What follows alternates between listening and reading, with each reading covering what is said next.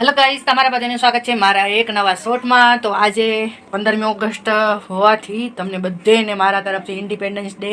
તો બપોરની આજે રસોઈ બનાવતી હતી. તમે જોઈ શકો છો મેં મરચાં, મીઠો લીમડો અને બટેકા સુધારીને રાખ્યા છે. તો હું આજે બટેકાનો સંભારો બનાવીશ શાકમાં. બીજું તો બધું તમે જોવો જ છો, પણ આજે મેં કીધું હાલો એક બટેકાના સંભારાની રેસીપી તમને શેર કરું.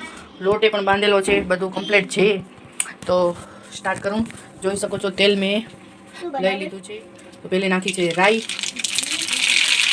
પછી નાખ્યું જીરું, હિંગ અને સીધો ડાયરેક્ટ નાખી દઈશું આપણે બટેકા, મરચાં અને મીઠું લીમડો. તમે બધા ઘરમાં એવી રીતે બનાવતા જશો, પણ હું આજે મારી રીત તમને સમજાવું કેવી રીતે.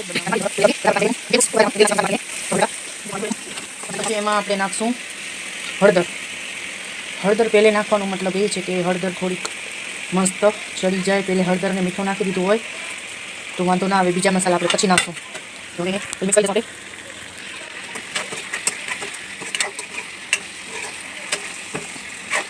જો મને બટેકાનો સંભારો બધાનો મને સારો લાગે. કોબીજનો એ સંભારો બહુ સરસ લાગે, પણ હમણાં હું કોબીજ ખાતી નથી. આજે બટેકા જ પડ્યા હતા, બીજું શાક કાંઈ હતું નહીં, એટલા માટે વિચાર્યું કે આજે બટેકાનો સંભારો કરી નાખું.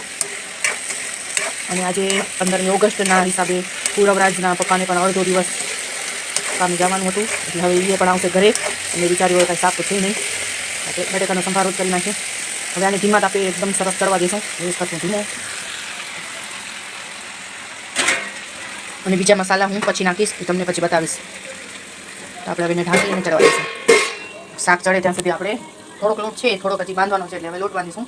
પછી હું તમને મસાલા જે નાખીશ એ પણ બતાવીશ, તો વિડીયોમાં બની રહેજો. અને હવે આપણું શાક તૈયાર થઈ ગયું હોય, મસ્ત શેકાઈ ગયું હોય, તમે જોઈ શકો છો.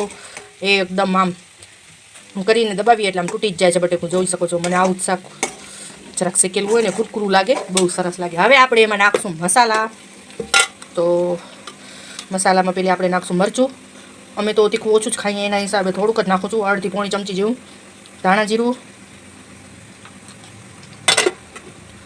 હવે એને હલાવશું. હજી 1 થી 2 મિનિટ આપણે એને આ મસાલો ચડી જાય ત્યાં સુધી શેકશું. એટલે આપણું શાક રેડી થઈ ગયું છે, તમે જોઈ શકો છો. અને હવે જોઈ શકો છો એનો કલર પણ બહુ સરસ થઈ ગયો છે, અને ખાવામાં પણ બહુ સરસ લાગે એવું શાક આપણું રેડી થઈ ગયું છે. અને મારો અહીંયા લોટ પણ બધાઈ ગયો છે, રોટલી. તો તમને બધાને મારો આજનો વિડીયો કેવો લાગ્યો પ્લીઝ લાઈક કરજો, શેર કરજો, સબસ્ક્રાઈબ જરૂર કરજો. Thank you, by.